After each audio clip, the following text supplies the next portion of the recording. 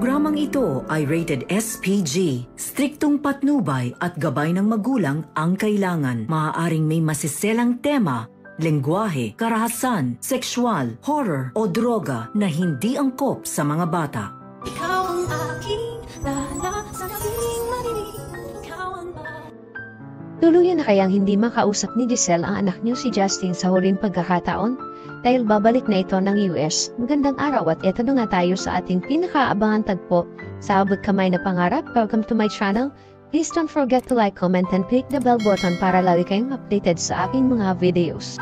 Samantala, napag-alaman ni Annalyn kay Ingrid na benefactor ang lolo Pepe niya sa Dream House Pilipinas, isang shelter para sa mga batang inabundo na ng mga magulang, mga batang walang magulang at saka mga batang inabuso, at isa ang lolo Pepe niya sa pinakamalaking benefactor nito. Inabot ni Ingrid ang isang card na gawa mula sa mga bata.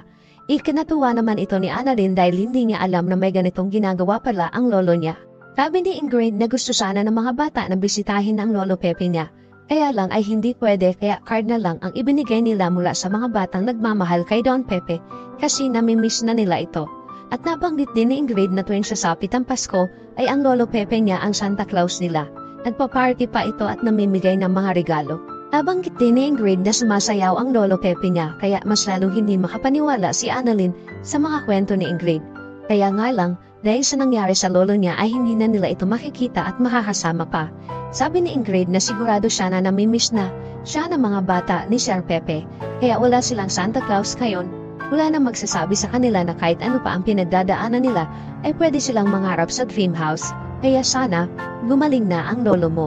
Pinagdadasal siya ng mga bata. Napaiyak naman si Annalyn sa sinabi ni Ingrid at tinanong niya ito kung gusto niya makita ang lolo niya. Natuwa naman si Ingrid na makita niya si Don Pepe. Sinabihan ni Annalyn si Ingrid na gusto niyang ituloy ang ginagawa ng lolo niya at siya ang magiging Santa Claus nila ngayong taon. Ikinatuwa naman ni Ingrid ang sinabi ni Annalyn at nagpasalamat siya dahil matutuwa ang mga bata. Sinamahan siya ni Annalyn at maya-maya ay nagpaalam na din ito. Maya-maya ay nasa lubong naman ni Annalyn si Justin sa hallway at tinanong niya ito kung ano ang ginagawa niya dito. Sabi ni Justin na dadalawin sana niya ang kanyang lolo. Naitanong ni Justin na wala naman siguro dyan si. Sabi ni Annalyn, wala dito si Tita Giselle. Pinakausapan ni Annalyn si Justin kung pwede niya itong makausap. Pero tumanggi ito dahil ayaw niyang pag-usapan si Giselle. Sabi ni Annalyn na hindi ito tungkol kay Tita Giselle niya. Nabanggit ni Annalyn kay Justin na may tinutulungan ang lolo niya na shelter tuwing Pasko at namimigay siya ng regalo. At hindi niya magagawa ito ngayong taon kaya siya na lang ang magpapatuloy ng ginagawa niya. Tinanong ni Annalyn si Justin kung gusto niyang tumulong. Sabi naman ni Justin na bakit hindi ka kay Zoe magpatulong. Sabi naman ni Annalyn na nasa bakasyon si Zoe kasama ang mami niya. Kaya pinakiusapan ni Annalyn si Justin para na lang sa lolo nila. Pero tinanggihan ito ni Justin at sinabihan niya si Annalyn na sorry Doc Annalyn, hindi kita matutulungan. At umalis na si Justin, naiwan naman si Annalyn na malungkot dahil sa pagtanggi nito sa kanya. Samantala, inabot na ng gabi si Annalyn sa Apex at kausap niya ang Tita Giselle niya at Tatay Robert niya. Ipinag-alala ni Giselle ang araw-araw na pagbabantay ni Annalyn sa lolo Pepe niya. Sabi ni Annalyn na tita okay lang naman po yun.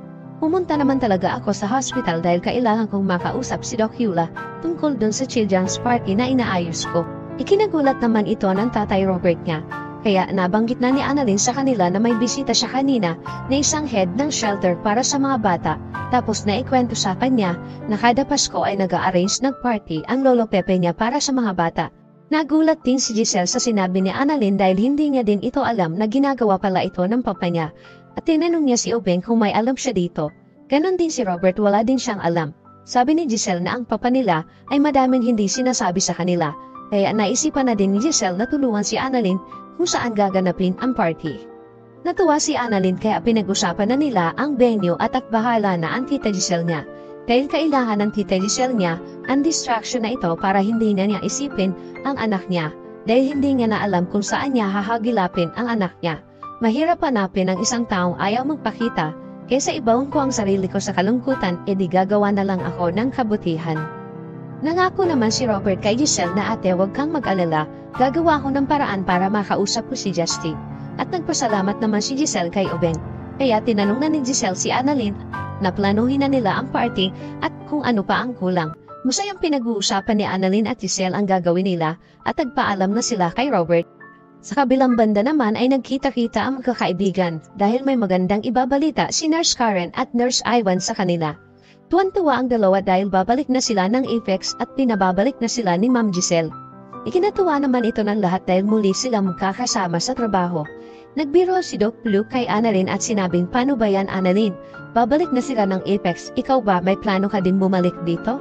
Narinig naman ito ni Doc Rindon at sinabi na hindi pwede. Na ikinagulat ng lahat ang sinabi ni Doc Rindon.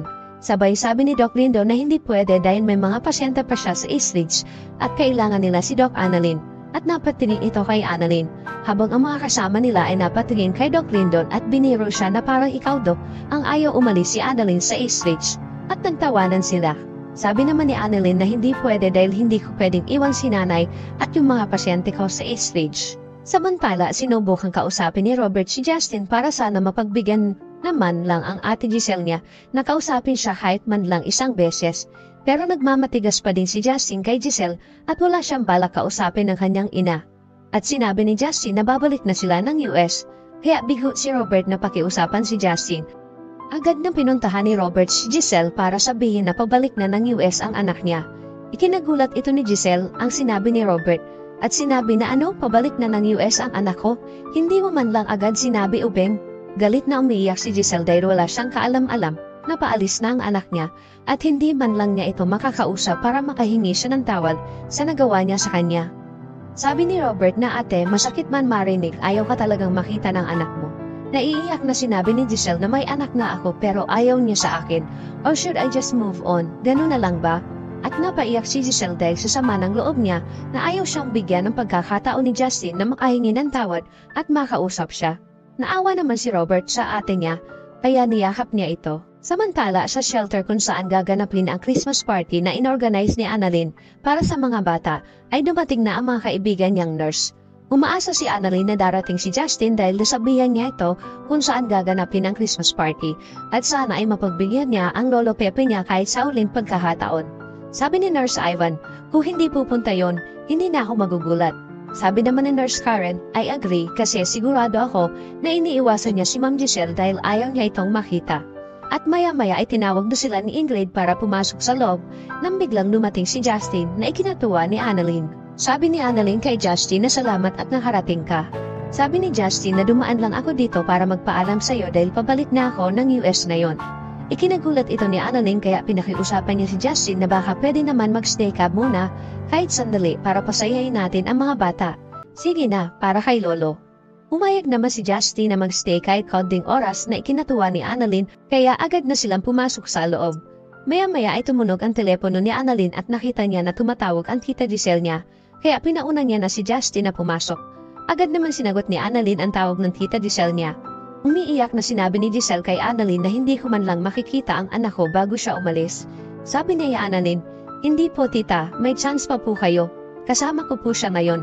Nandito po kami sa venue. Nabuhayan naman ang loob si Giselle at sinabi ni Annalyn na kasama niya si Justin at may pagkakataon siya na makausap ito bago bumalik ng US. Kaya agad sinabi ni Giselle kay Annalyn na sige, pupunta ako dyan ngayon at dali-dali siyang umalis. Kasunod si Robert at umaasa na mabibigyan pa siya ng pagkakataon na kausapin ang anak niya. Mapagbibigyan pa kaya si Giselle na kausapin ni Justin? O babalik si Justin ng US na hindi man lang napagbigyan ang pakiusap ni Giselle? Yan ang ating pakaabangan dito lang sa Abot Kamay na Pangarap. Huwag bibitiw at huwag kalimutan mag-subscribe. Maraming salamat po and God bless.